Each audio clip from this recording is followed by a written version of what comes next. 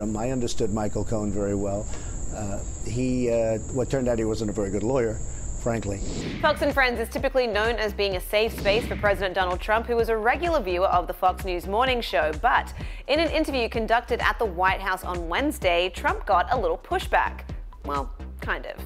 During the interview, which aired Thursday morning, co-host Ainsley Earhardt pressed Trump, albeit rather lightly, about his former attorney and fixer Michael Cohen, who pled guilty to 8 financial crimes on Tuesday. Cohen's offences included tax evasion and bank fraud, as well as committing campaign violations by coordinating payoffs to silence women who claimed to have had sexual relationships with his former boss. Earhardt asked Trump, "Did you direct him to make these payments? Did you know about the payments?" She asked Trump to explain Cohen's actions, which he did by saying that he made a good deal for himself and took the opportunity to flip and reduce a lesser sentence. Because he makes a better deal when he uses me, like everybody else. He continued, "People make up stories. In all fairness to him, most people are going to do that. It's called flipping, and it almost ought to be illegal. They make up things, and now they go from 10 years to they're a national hero."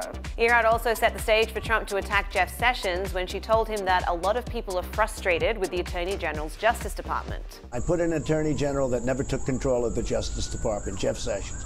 Never took control of the Justice Department. The interview then moved to the topic of Paul Manafort, who was also found guilty on Tuesday of 8 financial crimes. I have great respect for what he's done in terms of what he's gone through. Earhardt asked the president whether he's considering pardoning Manafort, and also asked him about a potential Democratic effort in Congress to impeach him.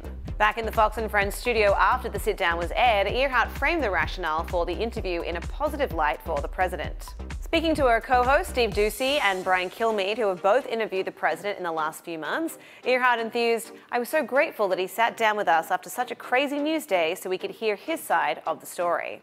Asked about his war on the press, Trump said the media is not the enemy of the people, but he said that 80% of the media is fake news. To read more on this story, head to THR.com. For the Hollywood Reporter News, I'm Lindsay Rodriguez.